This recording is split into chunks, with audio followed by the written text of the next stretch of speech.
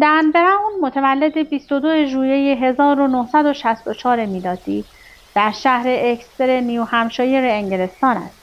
او خواهری بزرگتر به نام والری و برادری کوچکتر به نام گریگوری دارد.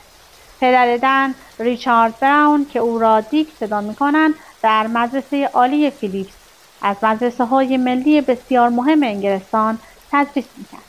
او در سال 1962 استخدام و در سال 1997 بازنشسته شد.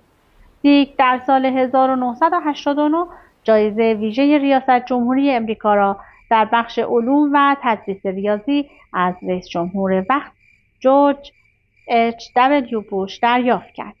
دیک و همسرش کانی فرزندان خود را در محوطه دانشگاهی شهر اکستر بزرگ کردند.